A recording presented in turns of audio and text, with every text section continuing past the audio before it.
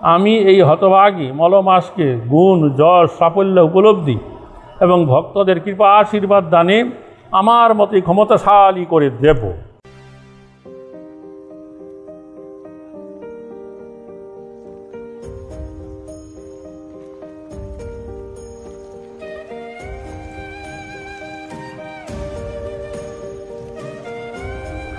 জয় শ্রী শ্রী পুরুষোত্তম মাস কি জয়। তো হরে কৃষ্ণ। গত 4 দিন আমাদের নামহট্ট মেলা ছিল, তাই কোনো কথা আলোচনা ক্লাস হয়নি। তো আজকের থেকে আবার শুরু হলো। তো আজকে যেহেতু আর 2 দিন পরেই কী হবে, পুরুষোত্তম মাস আরম্ভ হইবে। তো বহু মানুষ পুরুষোত্তম ব্রত সম্বন্ধে, পুরুষোত্তম মাস সম্বন্ধে তারা জানতে আগ্রহী।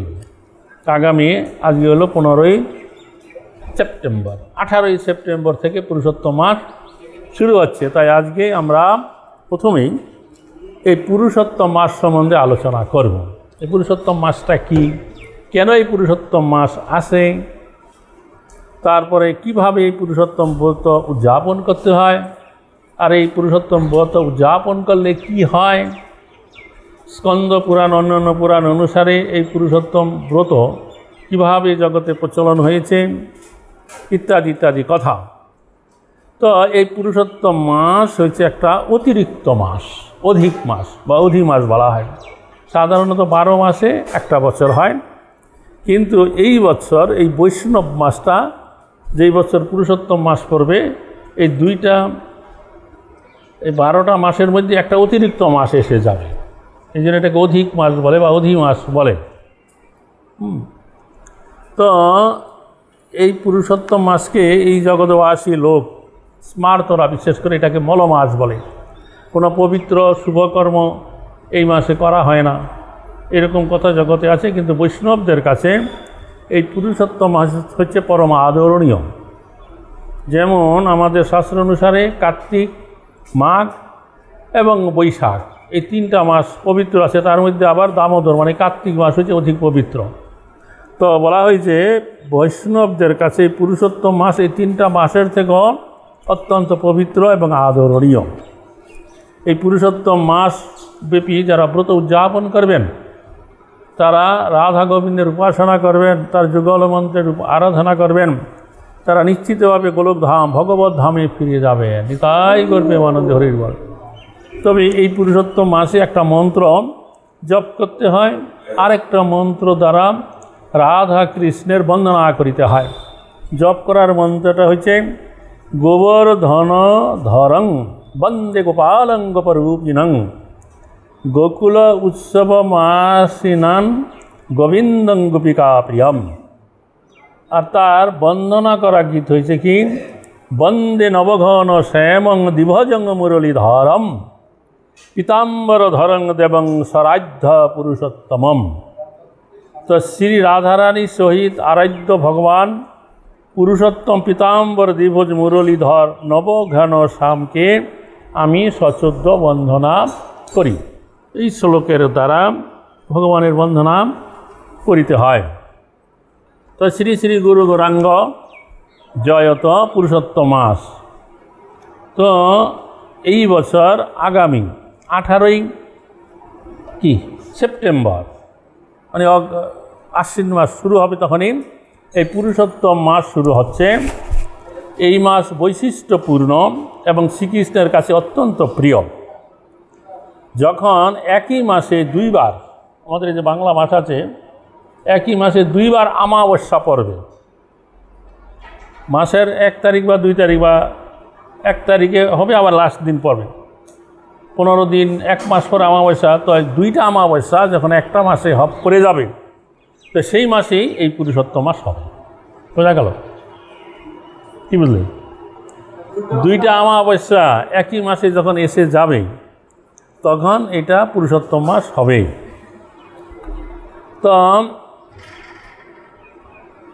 তো অর্থাৎ 29 দিনের আগে 2 বার অমাবস্যা প্রকাশিত হবে, তখন সেই মাসকে 2টি ভাগ করে দেওয়া হয়।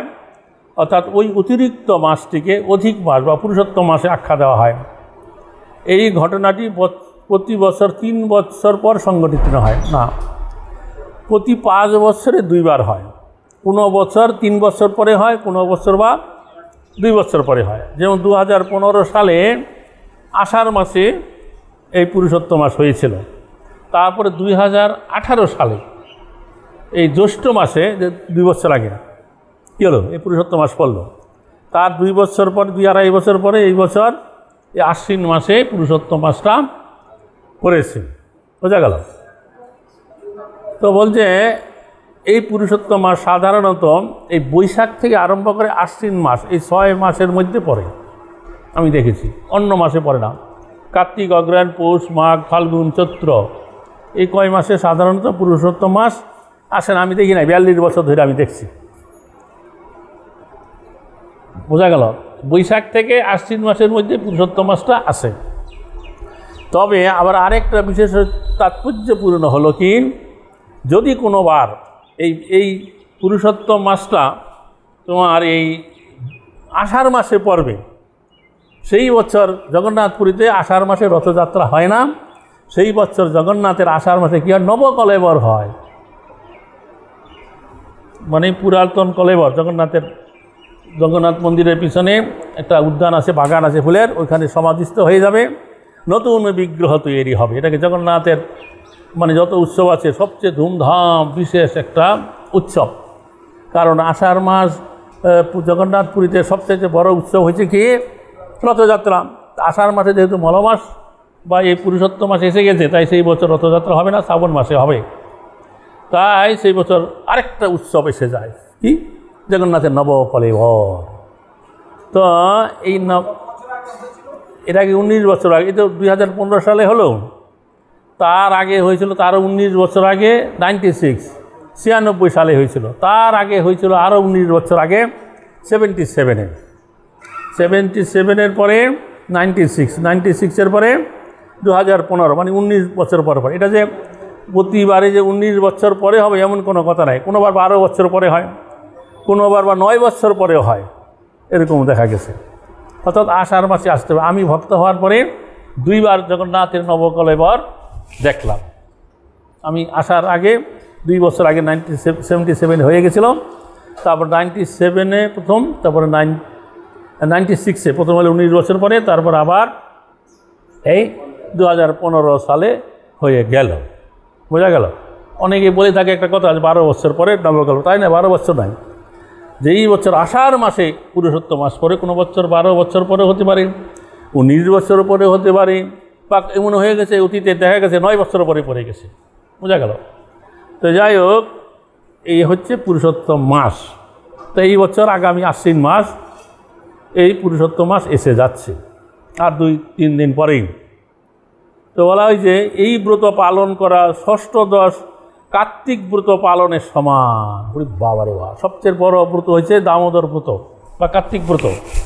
তো 60 বছর ব্যাপী প্রতি বছর একবার দামোদর মাস আসে। 60টা কার্তিক ব্রত পালন করলে যেই ফল হবে, জীবনে একবার যদি একটা এই দামোদর ব্রত, এই পুরুষোত্তম ব্রত উদযাপন করবেন, তো 60টা কার্তিক ব্রত পালন করার ফল প্রাপ্ত হয়ে যাবে। বোঝা গেল? তো যাই হোক, আমরা বিস্তারিতভাবে শুনবো এবং সেই জন্য এই সময় পূর্ণ মাত্রায় ভক্তিমূলক সেবা সম্পাদনে নিযুক্ত থাকা অধিক উত্তম বিষয়। তো গত পুরুষোত্তম ব্রতের সময় ভানু মহারাজ, আমাদের ইস্কন ভানু মহারাজ নিম্নোক্ত নির্দেশগুলো প্রদান করেছিলেন। তো এই ব্রতের, এই যে পুরুষোত্তম ব্রত আসবে, পুরুষোত্তম মাস, এই ব্রতের মূল প্রতিপাদ্য বিষয় হলো রাধাকৃষ্ণের যুগল বিগ্রহের অর্চনা করা, আরাধনা করা। রাধাকে শুধু গোপাল নয়, রাধা নয়, রাধাকৃষ্ণকে একত্রে রেখে, বিগ্রহ রেখে অর্চনা করিতে হইবে। আর কেউ প্রতিদিন ব্রাহ্ম মুহূর্তে শয্যা ত্যাগ করতে হবে। ব্রাহ্ম মুহূর্ত মানে সূর্য উদয়ের 1 ঘন্টা 36 মিনিট থেকে শুরু হয়। তো ওইটার আগেই শয্যা ত্যাগ করতে হবে। আচ্ছা, অর্থাৎ এই জন্য বলছে প্রতি রাত্রে, অর্থাৎ রাত্রে তাড়াতাড়ি শয্যা গ্রহণ করে বিশ্রাম নিতে হবে। 9টার মধ্যে শয্যা ত্যাগ করলে, যেমন এখন সূর্য উদয় হয় 5:23, তার 1.5 ঘন্টা আগে, অর্থাৎ কত, হ্যাঁ 3:30টার আগেই ব্রাহ্ম মুহূর্ত শুরু হয়ে যায়, তার আগে শয্যা ত্যাগ করতে হবে, স্নান টান করতে হবে। আচ্ছা, সারা মাস ব্যাপী এই যে 29টা দিন হবে এই পুরুষোত্তম মাস, এই সারা মাস ব্যাপী সত্য কথা বলা শপথ গ্রহণ করতে হবে। কখনই সত্য ছাড়া মিথ্যা বলিব না, আমি যাহা বলিব সত্য বলিব, সত্য ছাড়া মিথ্যা বলিব না। যে কোর্টে গিয়ে যারা সাক্ষী দিতে যায় তারা এরকম কথা বলে, সেই রকম ব্রত পালন করতে হবে, বোঝা গেল।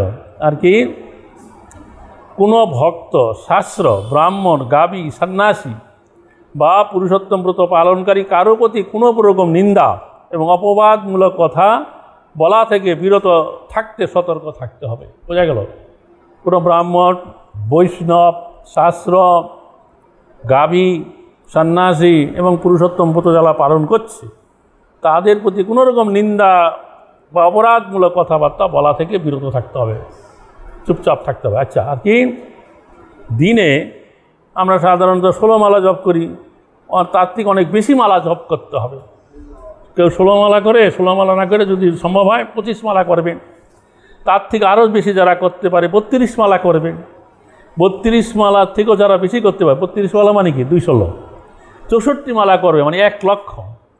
যারা যে আরও বেশি করতে পারে 128 মালা মানে 2 লক্ষ মালা জপ করিবে। হরে কৃষ্ণ।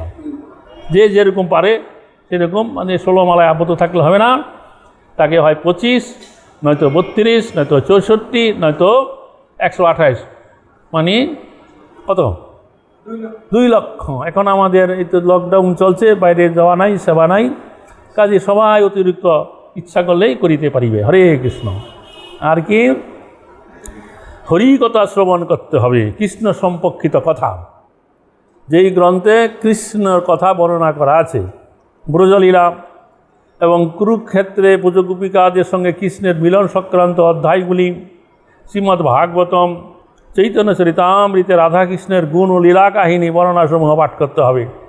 এছাড়া প্রত্যহ নিজেকে কিছু হরি কথা বলিতে হইবে, বোঝা গেল। মানে রাধা কৃষ্ণের কথা শ্রবণ কীর্তন করতে হবে, চৈতন্য ভাগবত, চৈতন্য চরিতামৃত বা ইত্যাদি কৃষ্ণের সাথে রাধারানী গোপিকাদের মিলনের লীলা কাহিনী শুনতে হবে। আর প্রত্যহ কিছু না কিছু হরিকথা বলতে হবে। আর রাধা কৃষ্ণের অর্চনা করিতে হইবে। যদি আপনার কাছে বিগ্রহ না থাকে তাহলে রাধা শ্যাম বা রাধা গোবিন্দের যুগল যেখানে বিগ্রহ আছে সেই বিগ্রহের চিত্রপট বা আলিখ্য পদ্ম অথবা গোলাপ, তুলসী মালা অর্পণ করতে হবে। যদি 1 লক্ষ তুলসী পত্র দিয়ে শালগ্রামের পূজা করা হয়, যা রাধা গোবিন্দের চরণে দেওয়া যায়, তাহলে ব্রহ্মের অচিন্ত শক্তির অসীম কৃপা অর্জন করা যাবে। হরে কৃষ্ণ। 1 লক্ষ তুলসী পাতা দিয়ে মালা গেঁথে শালগ্রাম শিলা বা ভগবানকে অর্পণ করতে হইবে। করতে পারলে কি হবে? অসীম কৃপা লাভ হবে। হরে কৃষ্ণ। আর বিশেষ করে যুগল কিশোরের মহিমা কীর্তন করা, ভজন কীর্তন করুন। যুগল যেই কীর্তনে রাধা এবং কৃষ্ণের একসঙ্গে গুণ মহিমা বর্ণনা করা আছে, সেই রকম ভজনগুলো হলো জয় রাধা মাধব কুঞ্জ বিহারী, রাধে জয় জয় মাধব দয়িতে, এই যে কীর্তন রূপ গোস্বামী রচিত। তো রাধা কৃষ্ণ প্রাণমোর যুগল কিশোর, রাধা কৃপাষ্টকম, জয় রাধা মদন মোহন, সনাতনের প্রাণধন হে, এই যে কীর্তন বা রাধে মদন মুরলী, রাধে শ্যাম শ্যামা শ্যাম, রাধা কৃষ্ণ বল বল বল রে সবাই, বৃন্দাবন রম্য স্থান, নরোত্তম দাস ঠাকুরের প্রার্থনা গীতি। তুলসী আরতি প্রার্থনা সমূহ গভীর ধ্যান এবং ঐকান্তিক প্রার্থনার সঙ্গে লাভ করতে হবে। নিতাই গর্বে আনন্দ হরি। বোঝা গেল? মানে রাধা কৃষ্ণের গান কীর্তন স্তব করতে হবে কিছু।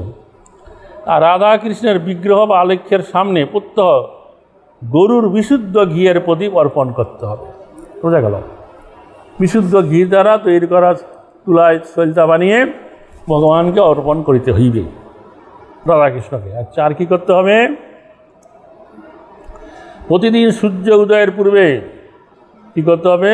কোনো পবিত্র জলাশয়ে, যাদের কাছে বাড়ির কাছে গঙ্গা আছে, গঙ্গা আছে, যমুনা নদী আছে বা রাধাকুণ্ড আছে, তারা কি করবেন? সেই পুণ্যস্থানে গিয়ে সেই পবিত্র গঙ্গায়, যমুনায় বা রাধাকুণ্ডে, অন্যান্য পবিত্র জলাশয় নিকটে যাদের আছে গিয়ে স্নান করবেন।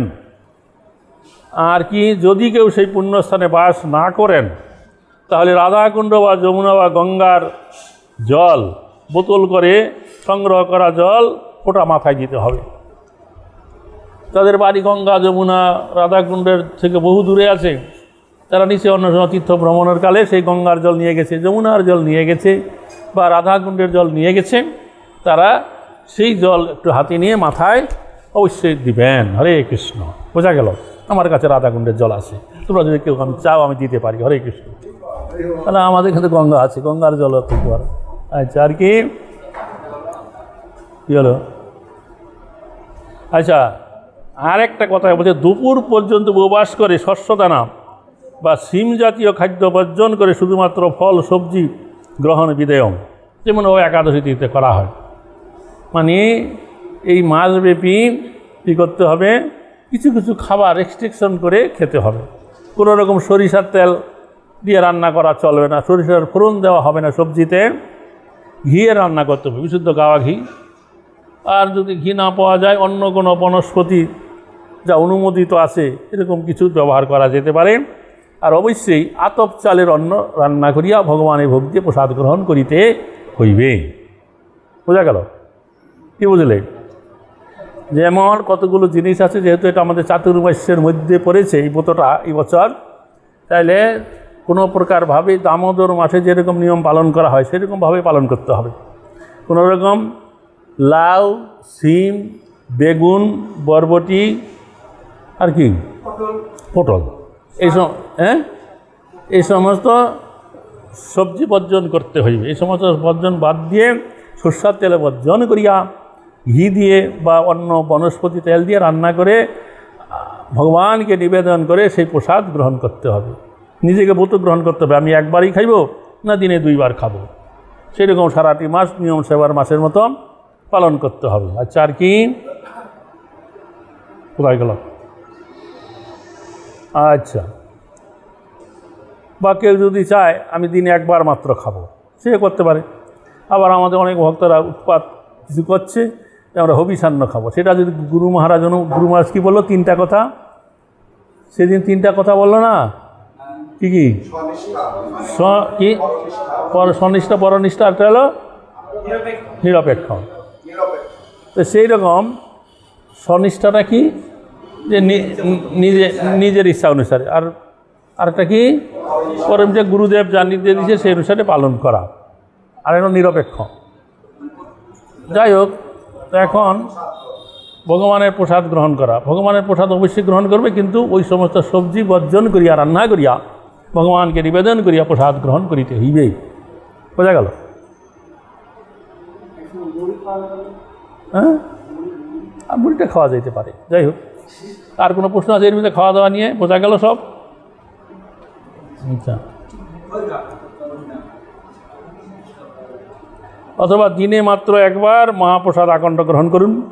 আপনার ক্ষমতা অনুসারে আপনি শপথ গ্রহণ করুন, যে মাস আসার আগে চিন্তা করে স্থির করো কীভাবে আমি সারাটা মাস এই ব্রত উদযাপন করব। ক্ষমতা অনুসারে শরীর স্বাস্থ্য না কুলাইলে আপনি হবিষান্ন গ্রহণ করার দরকার নেই। যদি আপনি শরীর স্বাস্থ্য ঠিক থাকে, আপনি মনে করেন করতে পারেন, তাহলে করতে পারেন, কিন্তু সেটা যে করতেই হবে এমন কোনো কথা নাই। আপনার সামর্থ্য, শরীর স্বাস্থ্য অনুসারে আপনি ব্রত গ্রহণ করিবেন, 1 বারে হোক বা দিনে 2 বার হোক। বোঝা গেল? তো আপনার ক্ষমতা অনুসারে আপনি শপথ করুন এবং চেষ্টা রাখুন যাতে মাছের মাঝে কোনো পরিস্থিতিতেই আপনার এই ব্রত ভঙ্গ না হয়। যে যেরকম শুরু করবেন সারা মাসে সেরকমভাবে যেন চালিয়ে নিতে পারেন। আমরা যে সমস্ত সবজি সরিষার তেল বাদ দিয়ে রান্না করে যদি 1 বার বা 2 বার আপনারা খেতে পারেন, পুরো খারাপ নয়। কেউ যদি পারে যে আমি 1 বারই খাবো, তাও পারে, ঠিক আছে? আচ্ছা, তো 1 মাস পর কীভাবে পুরুষোত্তম ব্রত উদযাপন করবেন, তো সেটা কিছু প্রার্থনা ভগবানের কাছে করতে হবে। হে পরমেশ্বর ভগবান, হে সনাতন, হে পুরুষোত্তম, হে হরি, আমি আমার শ্রদ্ধার্ঘ আপনাকে নিবেদন করছি। কৃপা করে আপনি ও আপনার প্রেয়সী শ্রীমতী রাধিকা আমার শ্রদ্ধার্ঘ গ্রহণ করুন। আমি বারবার রাধা শ্যাম সুন্দরকে আমার প্রতি নিবেদন করি। যিনি তার সুন্দর অঙ্গে অতুজ্জ্বল পীতবর্ণের পরিচ্ছদ পরিধান করেছেন, এই মন্ত্র উচ্চারণ করে রাধা গোবিন্দের পূজা অর্চনা করতে হবে। পুষ্পাঞ্জলি নিবেদন করে রাধা শ্যামকে দণ্ডবত প্রণাম করিতে হইবে। হাতে পুষ্প নিয়ে রাধা শ্যামের উদ্দেশ্যে পুষ্পাঞ্জলি নিবেদন করিতে হইবে। আর সামর্থ্য অনুসারে 3 জন, 5 জন, 7 জন, 9 জন, 11 জন ব্রাহ্মণকে দান করতে হবে। হরে কৃষ্ণ। আর যোগ্যতা সম্পন্ন বৈষ্ণব ব্রাহ্মণকে শ্রীমদ্ ভাগবতম দান হচ্ছে সর্বোৎকৃষ্ট দান। এই দানের ফলে আপনার পূর্বপুরুষেরা উদ্ধার লাভ করে গোলক ধাম প্রাপ্ত হবেন এবং ভগবান পুরুষোত্তম সান্নিধ্য লাভ করবেন। অন্যান্য দানকে স্বীকৃতি দেওয়া হচ্ছে, যেমন কাউকে নতুন বস্ত্র দিলেন, সোনা দিলেন, পাদুকা দিলেন এবং ব্রাহ্মণদেরকে ভোজন করালেন, প্রসাদ ভোজন করালেন, এগুলো করা যেতে পারে। মাসে শেষে বিশেষ স্মরণীয় বিষয় এসেছে, যদি পবিত্র জলে পুণ্য স্নান না করে থাকেন তাহলে ব্রাহ্মণকে দুধ বা দধি দান করুন, সেই কর্মফল লাঘব করুন। তারপরে যদি পুরুষোত্তম মাসে চাল, গম, ফল, তেল বা ঘি গ্রহণ করে থাকেন তাহলে উল্লেখিত উপায়ে ব্রাহ্মণদের দান করুন। যদি পাতায় প্রসাদ গ্রহণ করেন তাহলে ব্রাহ্মণদেরকে ঘি এবং মিষ্টি দ্রব্য সহযোগে ভোজন করান। যদি এই মাসে চুল বা নখ না কেটে থাকেন, সেটা ভালো, চুল না কেটে থাকেন তাহলে একজন ব্রাহ্মণকে দর্পণ মানে একটা আয়না দান করুন। হরে কৃষ্ণ। আর কি, পুরুষোত্তম মাসে যদি কোনো নিয়ম ভঙ্গ হয়, কোনো নিয়ম ভঙ্গ হয়ে গেলে ব্রতের শেষের দিন আপনি কি করুন, ব্রাহ্মণকে আখের রস বা আঙ্গুরের রস ইত্যাদি ফলের মিষ্টি রস দিয়ে তাদের সেবা করতে পারেন। নিয়ম ভঙ্গ, হ্যাঁ, ব্রাহ্মণ বা বৈষ্ণব তোমার মতন। আচ্ছা আচ্ছা, পুরুষোত্তম ব্রত পালনের উপযোগিতা কি আছে? এই জগতের সমস্ত পবিত্র স্থান আপনার দেহে অবস্থান করবে যারা এই পুরুষোত্তম ব্রত পালন করবে। যিনি গভীর ভক্তি ও বিশ্বাসের সঙ্গে এই পুরুষোত্তম ব্রত পালন করেন তিনি এই জীবনের শেষে গোলক বৃন্দাবনে ফিরে যাবেন এবং গোলক বৃন্দাবনে রাধা গোবিন্দের নিত্য সেবায় যুক্ত হতে পারবেন। তো এইখানে এই ব্রত সংক্রান্ত পদ্মপুরাণে বর্ণিত কতকগুলো নির্দেশ দেওয়া হয়েছে। আমরা নিশ্চিত যে আপনারা যারা এই মাসে ব্রত নিষ্ঠার সঙ্গে পালন করবেন তারা অবশ্যই শিল প্রভুপাদের সহায়তা লাভ করতে পারবেন। পদ্মপুরাণে বা যেগুলো নিয়ম আছে ব্রতের কথা, মহিমার কথা এখন বলছে। পুরুষোত্তম মাসের মাহাত্ম্য যা পদ্মপুরাণ থেকে দেওয়া হয়েছে। একদা হাজার হাজার সাধু ব্যক্তি নৈমিষারণ্যের পুণ্যক্ষেত্রে যজ্ঞ সম্পাদনের উদ্দেশ্যে সমবেত হলেন। সৌভাগ্যক্রমে মহান ঋষি সুত গোস্বামী তার শিষ্যদের নিয়ে বিভিন্ন তীর্থ পরিভ্রমণ করতে করতে সেই স্থানে এসে উপস্থিত হলেন। সেখানে উপস্থিত ঋষিরা তাকে দর্শন করে অত্যন্ত উল্লাসিত হলেন। তৎক্ষণাৎ তারা উঠে দাঁড়িয়ে একটি সুন্দর বেশাসন দিয়ে করজোরে তাকে আসনে গ্রহণ করতে অনুরোধ করলেন। কাকে? সুত গোস্বামীকে, যিনি সশিষ্য নৈমিষারণ্য তীর্থে এসেছিলেন। ঋষিরা তাকে দেখে উঠে দাঁড়িয়ে সম্মান করলেন। উপযুক্ত আশ্রমে বসিয়ে তারা বলতে লাগলেন, তো নৈমিষারণ্যে ঋষিরা করযোগে সুত গোস্বামীর কাছে নিবেদন করলেন, হে সুত গোস্বামী, আমরা আপনাকে বিনীতভাবে অনুরোধ করছি আপনি আমাদের কাছে পরমেশ্বর ভগবানের দিব্য ক্রিয়াকলাপ লীলাসমূহ সম্বন্ধে বর্ণনা করুন। এখানে হাজার হাজার বৎসর বহু রকম বর্ণনা কাহিনী আছে, কিন্তু আমরা সেই প্রকৃত লীলা কাহিনী বর্ণনা শ্রবণ করতে চাই, যার অনুসরণের ফলস্বরূপ আমরা এই জড়জগৎ এবং ভবসমুদ্র পার হয়ে পরমেশ্বর ভগবানের ধামে ফিরে যেতে পারি। এমন কোনো কথা আপনি বলুন। তো সুত গোস্বামী বললেন, হে ঋষিগণ, আমি এখন হস্তিনাপুর থেকে আসছি। হস্তিনাপুর পাণ্ডবগণের রাজধানী। সেখানে আমি সুখদেব গোস্বামীর শ্রীমুখ থেকে শ্রীমদ্ ভাগবতম শ্রবণ করেছি। এখন আমি আপনাদের কাছে ভগবানের চিত্তাকর্ষক কার্যকলাপ এবং লীলা কাহিনী সম্বন্ধে বর্ণনা করব। বহু বছর পূর্বে নারদ মুনি একবার নরনারায়ণ ঋষির আবাসস্থল বদ্রিক আশ্রমে উপস্থিত হয়েছিলেন। সেখানে অলকানন্দা নদী ভগবানের পাদপদ্ম থেকে উৎসারিত হয়ে প্রবাহিত হচ্ছে। নারদ মুনি ভগবানের চরণে শ্রদ্ধার্ঘ নিবেদন করে প্রার্থনা জানালেন, হে সর্ব দেবদেবীর প্রভু, হে করুণার সিন্ধুর, এখানটা দাও এখন, হে সৃষ্টিকর্তা বিধাতা, আপনি সত্য এবং আপনি সমস্ত সত্যের মূলাধার।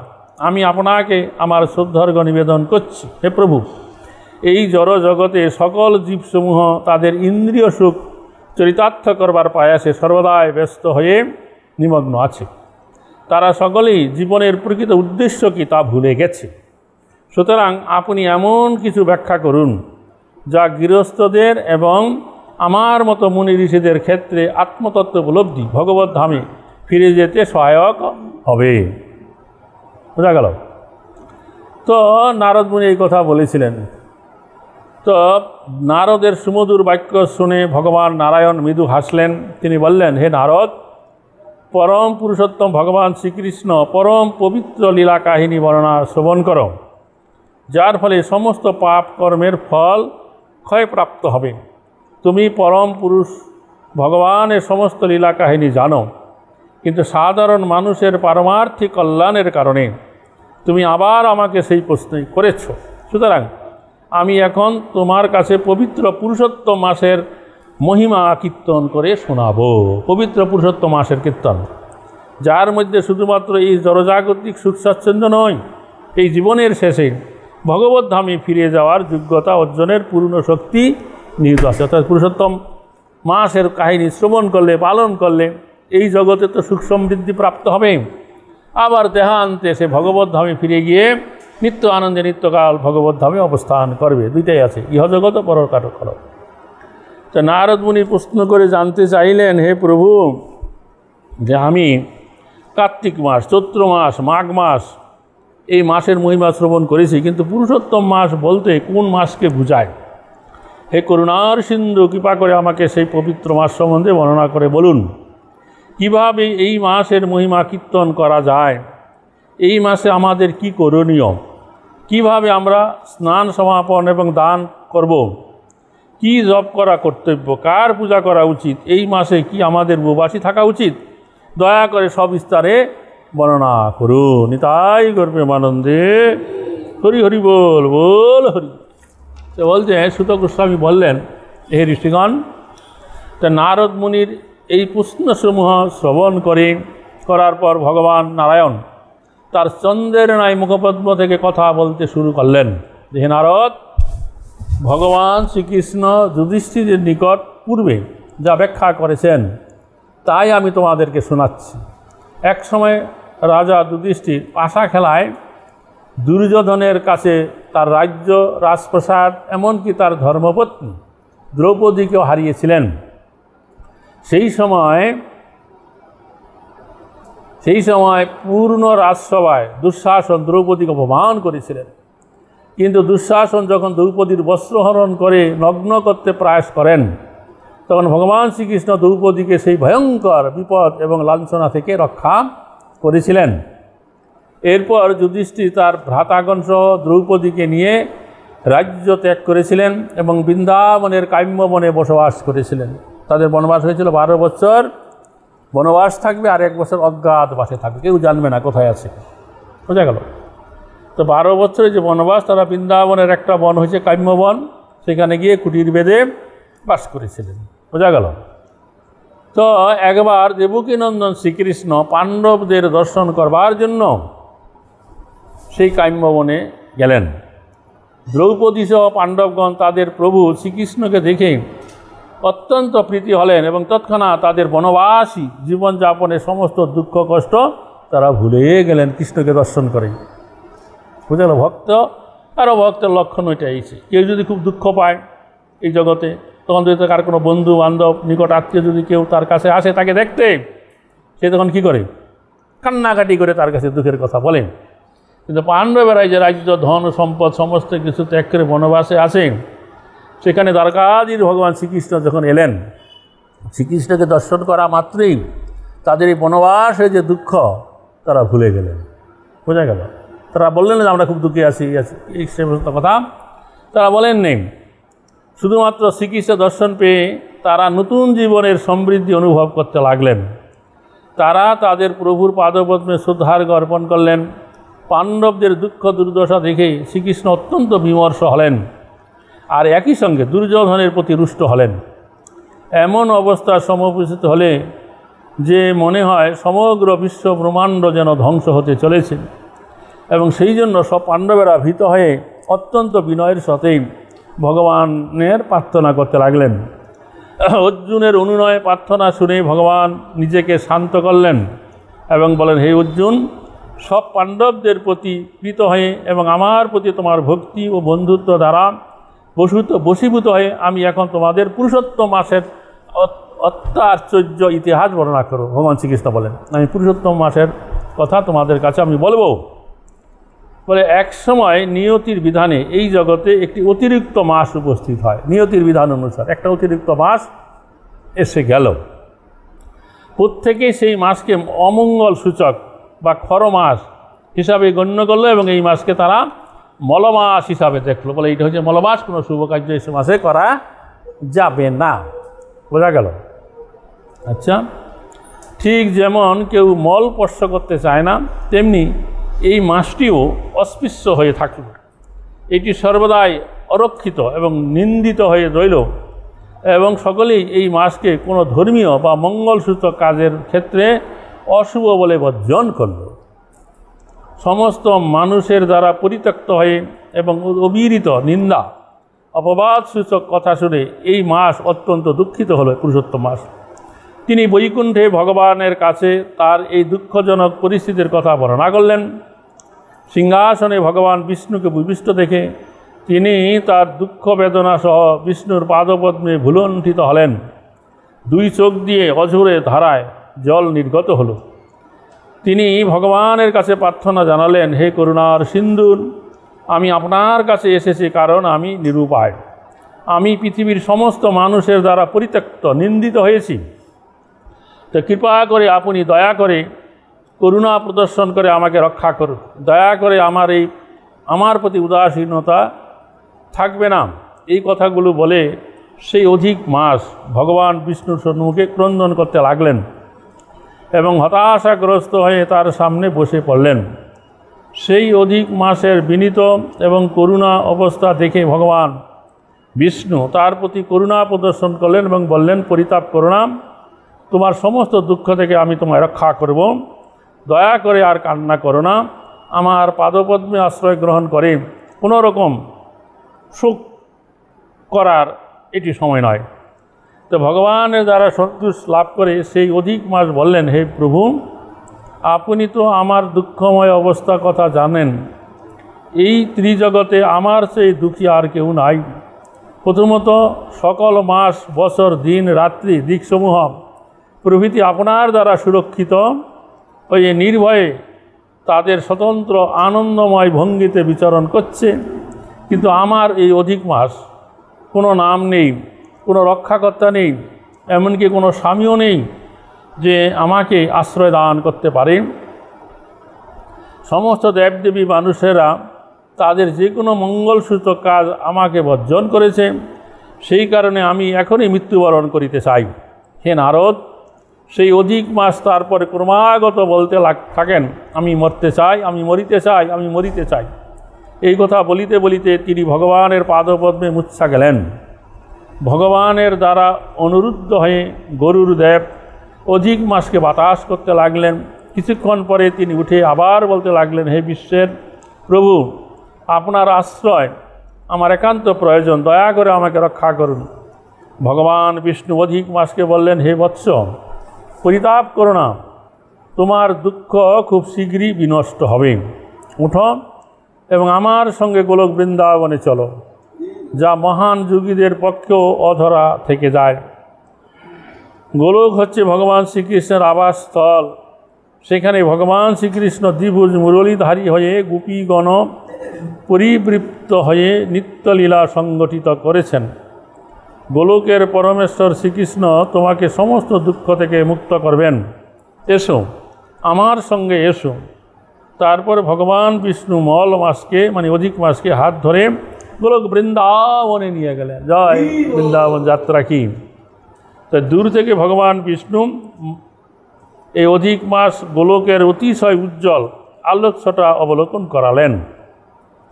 চোখ ঝাঁধানো এই অতি উজ্জ্বল আলোক অধিক মাস চোখ বন্ধ করলেন। সেই জন্য অধিক মাসকে পিছনে নিয়ে ভগবান বিষ্ণুর মূল ফটকে পৌঁছানোর পর্যন্ত অগ্রসর হতে লাগলেন। সেখানে দ্বাররক্ষী তাকে শ্রদ্ধা প্রদর্শন করলেন। সেই পরম ধামে পৌঁছে ভগবান বিষ্ণু ভগবান শ্রীকৃষ্ণ, যিনি বহু গোপী ভক্তবৃন্দ দ্বারা পরিবৃপ্ত হয়ে আসেন, তার সঙ্গে সাক্ষাৎ করলেন। রমাদেবীর প্রতি ভগবান শ্রীবিষ্ণু ভগবান শ্রীকৃষ্ণকে তার শ্রদ্ধা অর্পণ করলেন এবং অধিক মাসকে শ্রীকৃষ্ণের পাদপদ্মে শ্রদ্ধা জ্ঞাপন করতে বললেন। সেই সময় অধিক মাস উচ্চ স্বরে ক্রন্দন করছিলেন। তাই তৎক্ষণাৎ শ্রীকৃষ্ণ প্রশ্ন করে জানতে চাইলেন, সে কাঁদছে কেন? সে তো গোলক বৃন্দাবনে চলে এসেছে, তবু কাঁদছে কেন? শ্রীকৃষ্ণের এই প্রশ্ন শুনে শ্রী বিষ্ণু তার আসন ছেড়ে উঠলেন এবং অধিক মাসে দুঃখজনক পরিস্থিতির কথা ব্যাখ্যা করলেন। তিনি এই অরক্ষিত মাসকে রক্ষা করবার জন্য কৃপা ভিক্ষা করলেন। হে ভগবান কৃষ্ণ, আপনি ছাড়া কি অন্য কেউ এই অধিক মাসকে তার নারকীয় পরিস্থিতি থেকে রক্ষা করে পূর্ণ সুরক্ষা প্রদান করতে পারবেন না? এই কথাগুলো বলে শ্রী বিষ্ণু ভগবান শ্রীকৃষ্ণের সম্মুখে কর জোরে দণ্ডায়মান হলেন। তখন সূত গোস্বামী তার কথা বলতে শুরু করলেন।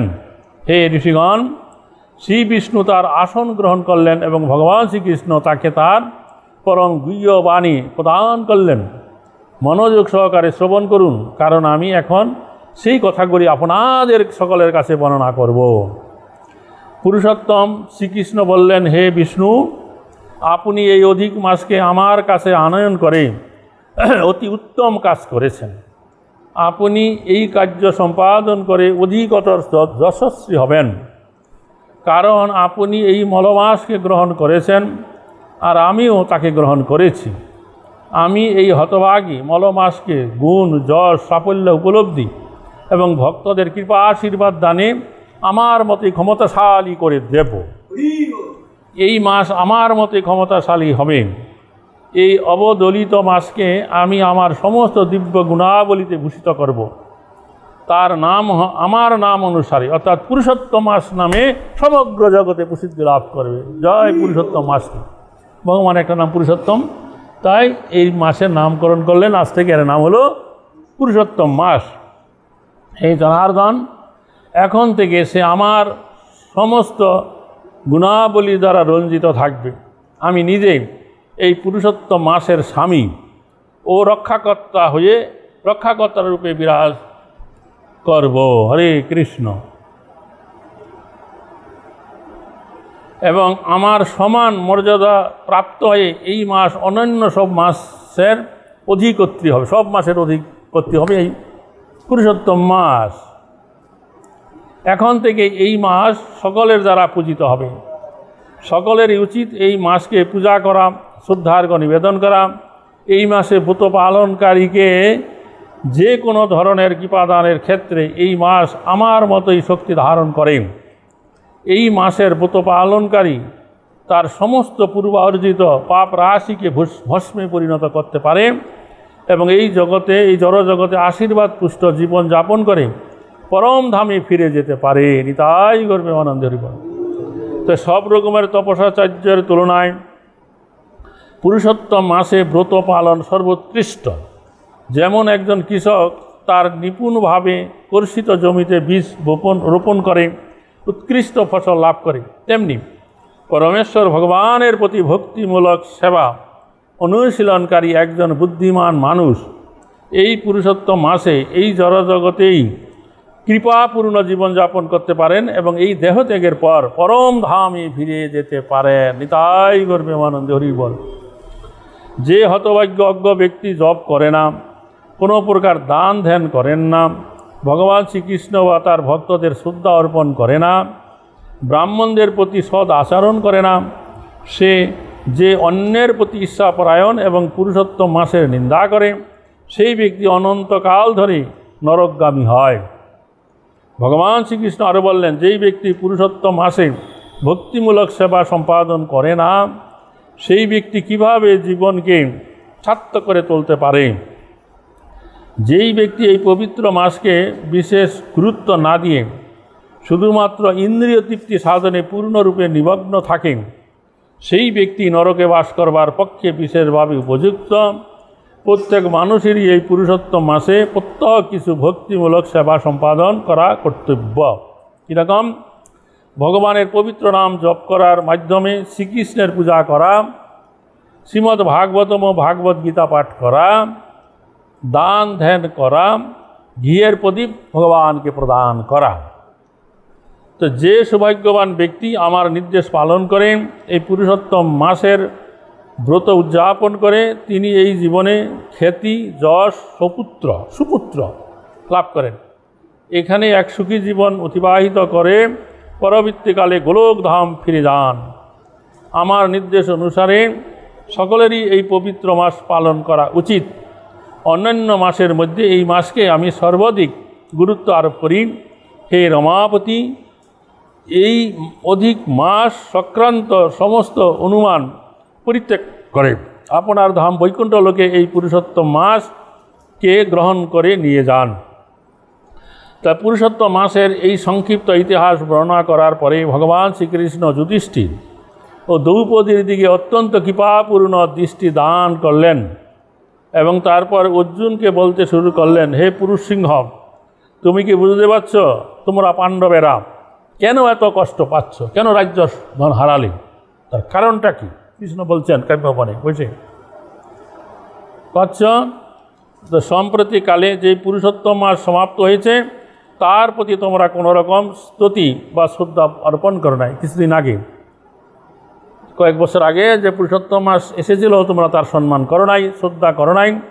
তো বৃন্দাবন চন্দ্রের যে প্রিয় মাস তা অতিক্রান্ত হয়েছে, কিন্তু তোমরা পাণ্ডবেরা এই বনে অবস্থান করেও সেই পুরুষোত্তম মাসকে পূজা করনি। সেই জন্যই তোমরা এখন কষ্ট পাচ্ছ।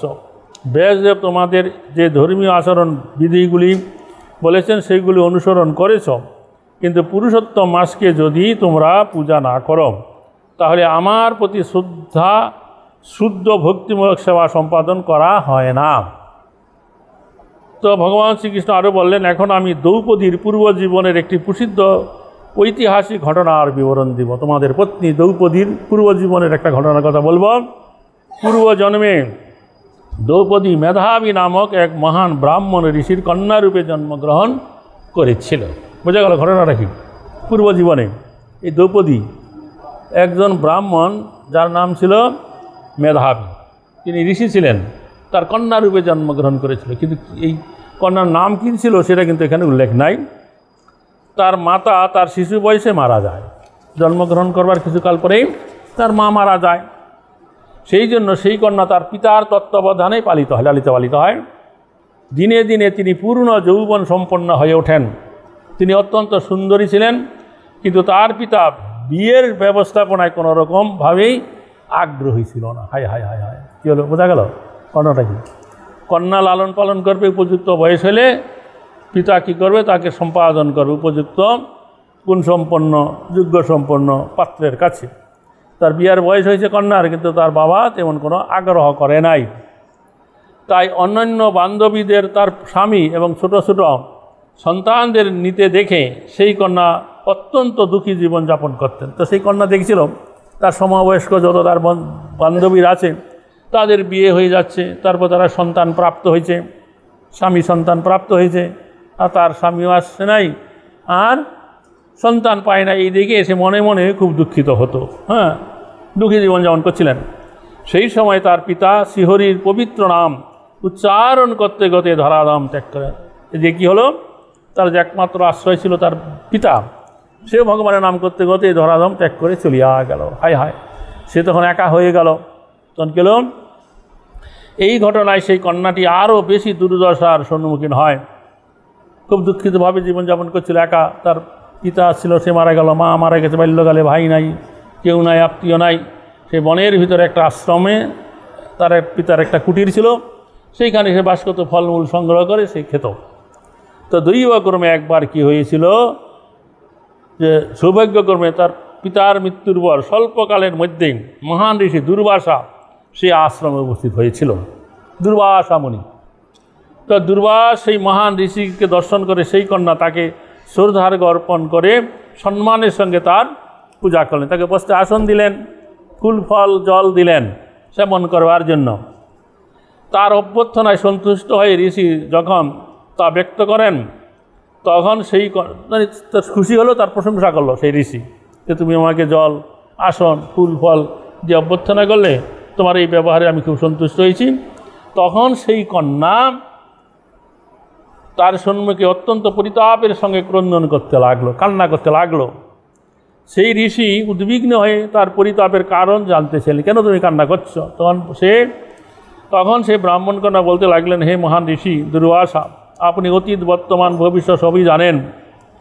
এই জগতে আমার কোনো আশ্রয় নাই, আমার আত্মীয় পরিজনকে আমি হারিয়েছি, আমার মাতা পিতা মৃত, আমার কোনো জ্যেষ্ঠ ভাই ভ্রাতা নেই, আমি বিবাহিত নই যে আমার স্বামী আমাকে সুরক্ষা দেবেন। হে মহান ঋষি, আপনি কিছু করুন, আপনি আমাকে সাহায্য করুন, দয়া করে আমাকে কিছু উপদেশ দান করুন, যাতে আমি আমার এই দুর্দশাগ্রস্ত অবস্থা থেকে মুক্ত হতে পারি। তার প্রার্থনা শ্রবণ করে দুর্বাসা মুনি সেই কন্যার দুরবস্থার কথা বিবেচনা করেন, তার প্রতি করুণা প্রদর্শন করতে মনস্থ করলেন। দুর্বাসা মুনি বলতে শুরু করলেন, হে সুন্দরী, আজ থেকে 3 মাস পরে পরম পবিত্র পুরুষোত্তম মাস শুরু হবে। সেই বছর 3 মাস পরে পুরুষোত্তম মাস আরম্ভ হবে। এই পবিত্র মাস ভগবান শ্রীকৃষ্ণের অত্যন্ত প্রিয়। একজন পুরুষ বা নারী এই মাসে শুধুমাত্র একবার পুণ্য স্নান করলে সমস্ত পাপ মুক্ত হয়। এই পুরুষোত্তম মাস অন্যান্য মাস অপেক্ষা, এমনকি কার্তিক মাস অপেক্ষাও বেশি মহত্বপূর্ণ। অন্যান্য মাসের মহিমা পুরুষোত্তম মাসের মহিমার 1/6 সমান নয়। এই মাসে একবার পুণ্য স্নান করলে 12,000 বছর ধরে পুণ্য স্নানের ফল লাভ করা যায়। অথবা বৃহস্পতি যখন সিংহ রাশিতে প্রবেশ করে, তখন গঙ্গা বা গোদাবরীতে স্নান করবার ফল লাভ করা যায়। তুমি যদি এই মাসে পুণ্য স্নান করো, দান করো, ভগবান কৃষ্ণের নাম জপ করো, তাহলে তোমার সমস্ত দুঃখ কষ্ট দূর হয়ে যাবে, তোমার সব রকমের পূর্ণতা প্রাপ্তি হবে এবং তোমার সমস্ত ইচ্ছা পূরণ হবে। অনুগ্রহ হবে আমার উপদেশ অনুসরণ করো এবং আগামী পুরুষোত্তম মাস গভীর ঐকান্তিকতার সাথে পালন করতে ভুল করো না। এই কথা দুর্বাসা মুনি কার কাছে? দ্রৌপদীর পূর্ব জীবনে এই কথা বলল। এই কথা শুনে দুর্বাসা মুনি তখন নীরব হলেন। শেষ হলো কথা। তো দুর্ভাগ্যবশত সেই যুবতী ব্রাহ্মণ কন্যা সেই কথা বিশ্বাস না করে ক্রোধান্বিত হয়ে নিন্দা সমালোচনায় প্রবৃত্ত হলেন। সে আগেই মাসের নিন্দাসূচক কথা শুনেছে, বলতেলেন, হে মহান ঋষি, আপনি অতিরঞ্জিত করছেন, অতিরঞ্জিত করে পুরুষোত্তম মহারাজের কথা আমাকে বর্ণনা করছেন।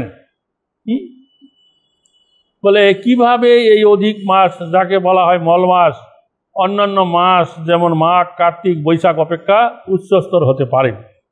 আমি আপনার কথা বিশ্বাস করতে পারছি না। আপনি আমাকে প্রতারণা করতে চেষ্টা করছেন।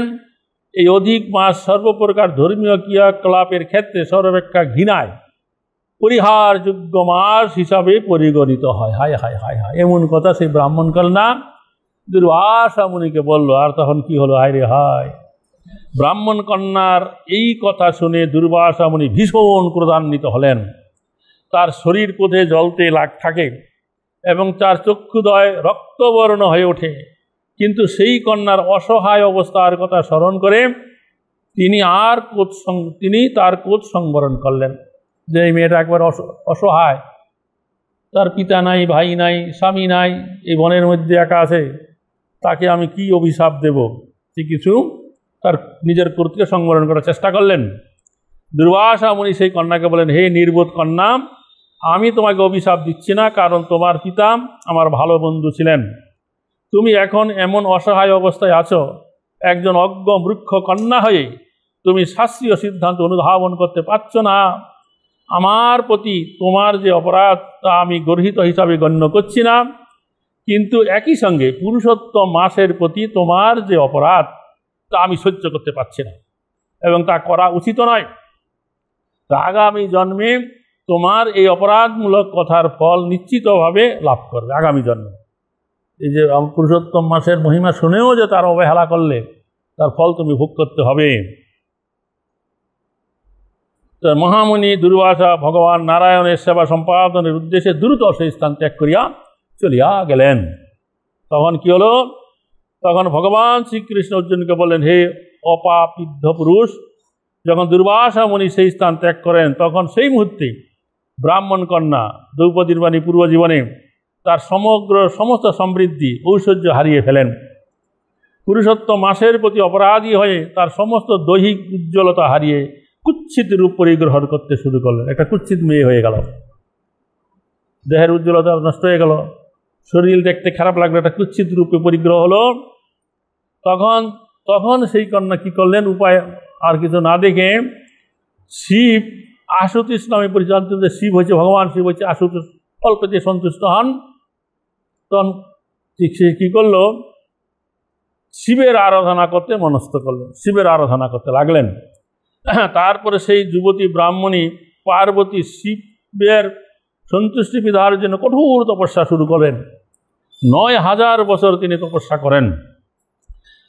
গ্রীষ্ম ঋতুতে তিনি তীব্র সূর্যালোকের নিচে চারিদিকে অগ্নিকুণ্ড জ্বালিয়ে কঠোর ধ্যানে উপবিষ্ট হলেন। শীত ঋতুতে বরফ ঠান্ডা জলের নিচে ধ্যান করেন। তার সেই কঠোর তপস্যা দেখে দেবদেবীরাও ভীত হয়ে সন্ত্রস্ত হলেন। তখন শিবশঙ্কর সেই ব্রাহ্মণ কন্যার ধ্যান আরাধনায় সন্তুষ্ট হয়ে তার সামনে উপস্থিত হলেন। তখন শিব ঠাকুর তার সম্মুখে এসে দেখা দিলেন। আচ্ছা, তৎক্ষণাৎ সেই কিল চিন্ময় রূপ, আচ্ছা, যখন ভগবান শিব চিন্ময় রূপ ধারণ করে সেই কন্যার সম্মুখে উপস্থিত হলেন, তৎক্ষণাৎ সেই কন্যা পূর্ণ নবযৌবন প্রাপ্ত হয়ে শিবের সামনে উঠে দাঁড়ালেন। ভগবান শিবের উপস্থিতিতে তার দেহের সমস্ত দুর্বলতা দূর হয়ে যায়, তার সৌন্দর্য ফিরে পেতে থাকেন। শিবকে তার সম্মুখে দেখে তিনি মনে মনে তার আরাধনা শুরু করেন এবং তাকে সন্তুষ্ট করবার জন্য সুন্দর প্রার্থনা মন্ত্র উচ্চারণ করতে থাকেন। সেই কন্যার প্রতি অত্যন্ত সন্তুষ্ট হয়ে ভগবান শিব বললেন, হে তপস্বিনী, তুমি সমস্ত সৌভাগ্যের অধিকারিণী, এখন তুমি কিছু বর প্রার্থনা করো, আমার কাছে বর প্রার্থনা করো। আমি তোমার প্রতি প্রীত হয়েছি, তুমি যা প্রার্থনা করবে আমি তাই মঞ্জুর করব। ভগবান শিবের মুখ থেকে সেই কথা শুনে সেই কন্যা বললেন, হে দীন ও দরিদ্র বন্ধু, আপনি যদি আমার প্রতি প্রসন্ন হন তাহলে আমাকে একটি স্বামী প্রদান করুন, আমাকে একটি স্বামী প্রদান করুন। এই কথা, একই কথা 5 বার বলার পর সেই কন্যা মূর্ছা হয়ে যায়। তখন শিব বললেন, তথাস্তু, তুমি যেহেতু আমার কাছে 5 বার একটি স্বামী প্রার্থনা করেছ, তাই তোমার 5 জন স্বামী হবে, 5 স্বামী প্রাপ্ত হবে। শিবের কথা শুনে সেই কন্যা অত্যন্ত লজ্জিত হলেন। তিনি বললেন, হে প্রভু, একজন নারীর 5 জন প্রতি নিদারুণ ঘৃণার বিষয়, দয়া করে আপনি আপনার কথা ফিরিয়ে নিন। তখন ভগবান শিব অত্যন্ত গম্ভীরভাবে বললেন, সে আমার পক্ষে অসম্ভব। তুমি আমার কাছে যা প্রার্থনা করেছ আমি তাই মঞ্জুর করেছি। তুমি তোমার পরবর্তী জীবনে, এই জীবনে না, পরবর্তী জীবনে 5 জন পতি লাভ করবে। পূর্বে তুমি দুর্বাসা মুনির উপদেশ অনুসরণ না করে পুরুষোত্তম মাসকে অবমাননা করেছ। হে ব্রাহ্মণ কন্যা, দুর্দশার শরীর এবং আমার মধ্যে কোনো পার্থক্য নেই। ভগবান শ্রীকৃষ্ণের নির্দেশ অনুসারে ব্রহ্মাসহ আমরা সমস্ত দেবদেবীরা এবং নারদের মতো মহান ঋষি মুনি ঋষিরা সকলেই পুরুষোত্তম মাসের পূজা করি। পুরুষোত্তম মাসে ব্রত পালন করি একজন ভক্ত এই জীবনে সমস্ত সৌভাগ্যের অধিকারী হতে পারেন এবং এই জীবনে শেষে গোলকধাম প্রাপ্ত হতে পারেন। ইহজগতে সমৃদ্ধি, পরজীবনে গোলকধাম। তো পবিত্র পুরুষোত্তম মাসের অবমাননাকারী হিসাবে তুমি আগামী জন্মে 5 জন পতি লাভ করবে। যেহেতু পুরুষোত্তম মাসের অবমাননা করেছ, তাই 5 প্রাপ্ত হবে। সেই কন্যা অত্যন্ত বিমর্ষ হলেন, কিন্তু ভগবান শিব তৎক্ষণাৎ সেই স্থান থেকে অদৃশ্য হল। শিব অদৃশ্য হয়ে যাওয়ার পরে সেই ব্রাহ্মণ কন্যা তার ভবিষ্যৎ জন্মের কথা ভেবে ভীষণ ভীত হলেন। এইভাবে বিধাতার বিধান অনুসারে কিছুদিন পরে সেই কন্যা দেহত্যাগ হয়ে গেল। সেই ব্রাহ্মণ কন্যার নাম নাই। তারপরে ভগবান শ্রীকৃষ্ণ অর্জুনকে বলেন, হে অর্জুন, ইতিমধ্যে মহারাজ দ্রুপদ এক মহাযজ্ঞের আয়োজন করলেন। সেই যজ্ঞের অগ্নিকুণ্ড থেকে সেই যুবতী ব্রাহ্মণী জন্মগ্রহণ করলেন, অগ্নিকুণ্ড থেকে আবির্ভূত হইলেন।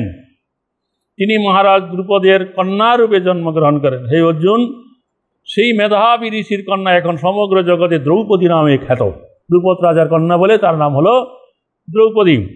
তিনি বর্তমানে তোমাদের পত্নী ব্যতীত আর অন্য কেউ নন। যেহেতু পূর্ব জন্মে তিনি পুরুষোত্তম মাসের অপবাদ করেছিলেন, তাই এই জন্মে তার পঞ্চপাণ্ডব পতির উপস্থিতিতে কুরু রাজসভায় সকলের সামনে দুঃশাসন তাকে লাঞ্ছিত এবং অপমানিত করেছিল। বোঝা গেল? কুরু রাজসভায়। তো সৌভাগ্যক্রমে দ্রৌপদী আমার শরণ নিয়ে আশ্রয় গ্রহণ করেছিল। কৃষ্ণ বলছে তো এই কথা। তাই তার সমস্ত অপরাধ মার্জনা করে তাকে আমি সর্বাপেক্ষা অপমান করা অবস্থা থেকে এবং দুঃশাসনের হাত থেকে রক্ষা করেছি। ওহে পাণ্ডবগণ, আগামী পুরুষোত্তম মাস পালন করতে আর ভুল করো না। কয়েক মাস পরে পুরুষোত্তম মাস আসছে, আর 2 দিন পরে। তোমরা কেউ এই পুরুষোত্তম মাস পালন করতে আর ভুল করো না। যেই ব্যক্তি এই পুরুষোত্তম মাসের অপব্যাখ্যা করেন তিনি কখনো সৌভাগ্যের অধিকারী হতে পারে না। পুরুষোত্তম মাস আপনার সমস্ত ইচ্ছা পূরণ ও দুঃখ দুর্দশা মোচন করবার শক্তি ধারণ করে। তোমাদের 14 বৎসর বনবাস, 13 বৎসর বনবাস জীবন প্রায় শেষ হয়ে আসছে। অনুগ্রহ করে ঐকান্তিকভাবে পুরুষোত্তম মাস পালন করো এবং সমস্ত প্রকার সৌভাগ্যের ফল তোমাদের উপর বর্ষিত হোক। পাণ্ডবদের এইরকম পূর্ণ সান্ত্বনা দিয়ে ভগবান শ্রীকৃষ্ণ দ্বারকার উদ্দেশ্যে সেই স্থান ত্যাগ করলেন। কাম্যবনে এই কথা কৃষ্ণ বললেন। তারপর তিনি দ্বারকার উদ্দেশ্যে যাত্রা করলেন। তো কিছুকাল পরে যখন পুরুষোত্তম মাস সমুপস্থিত হল, তখন মহারাজ উদ্দেশ্যে তার অনুজ ভ্রাতাদের এবং দ্রৌপদীকে ভগবান শ্রীকৃষ্ণের কথা স্মরণ করিয়ে দিলেন। তারা সকলে একসঙ্গে ভগবানের দেওয়া নির্দেশ পালন করেছিলেন।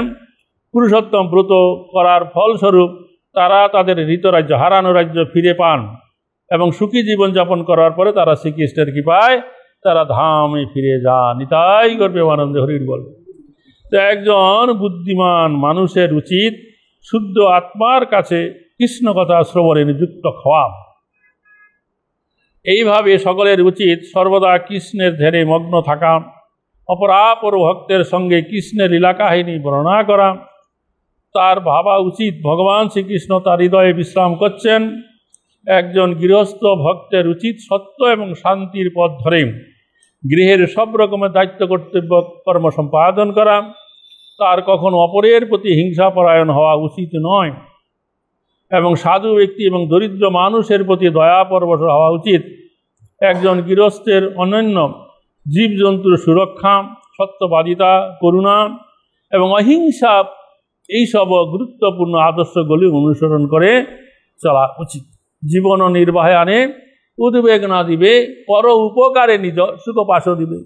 সে নিজের জীবনযাপন করার জন্য অন্য কোনো প্রাণীকে উদ্বেগ কষ্ট প্রদান কখনোই করবে না।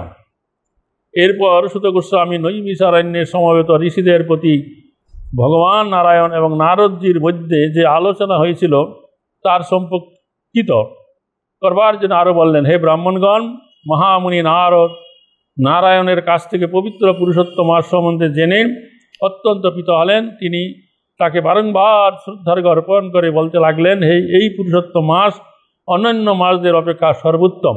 এই মাসে ব্রত পালন ও তপস্যা সর্বোত্তম।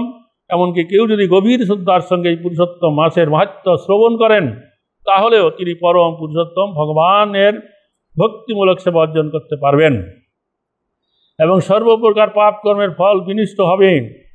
কেউ যদি পুরুষোত্তম ব্রত করে এই মাসে যথার্থভাবে পূজা অর্চনা করেন তাহলে তিনি অপরিসীম গৌরবের অধিকারী হয়ে গোলকধাম, যেখানে ভগবান শ্রীকৃষ্ণ বিরাজ করেন, সেই ধাম প্রাপ্ত হবেন। এরপরে নারদ মুনি নারায়ণকে বললেন, হে প্রভু, আমি এখন পূর্ণরূপে সন্তোষ লাভ করেছি এবং আমার মন ও হৃদয় পূর্ণ শান্তি লাভ করেছে। সর্বতভাবে আপনার জয় হোক। পুরুষোত্তম মাসের মাহাত্ম্য বর্ণনা করার পর শ্রী সুত গোস্বামী সমবেত ঋষিগণকে বিশ্রাম নিতে বলে তার কাছ থেকে বিদায় গ্রহণ প্রার্থনা করলেন। তিনি গঙ্গায় স্নান করে তার অন্যান্য প্রাত্যহিক কর্ম সম্পাদন করলেন। তারা সকলেই সম্মত হলেন এবং তিনি তাদের প্রতি বিনীত শ্রদ্ধাঞ্জলি জ্ঞাপন করে গঙ্গা অভিমুখী হলেন। তারপর নৈমিষারণ্যে ঋষিগণ পরস্পরের আলোচনা করলেন, ওহো পবিত্র পুরুষোত্তমা সর্বাপেক্ষা মহিমান্বিত এবং এর ইতিহাস অত্যন্ত প্রাচীন। এই মাস এত করুণাময়ী যে কল্পবৃক্ষের মতো একজন ভক্তের সমস্ত ইচ্ছা পূরণ করতে পারেন। জয় পুরুষোত্তম মাস কি জয়, জয় পুরুষোত্তম ব্রত কি। জয় গৌর সীতানাথ প্রেমানন্দে। হরি হরি বল বল হরি।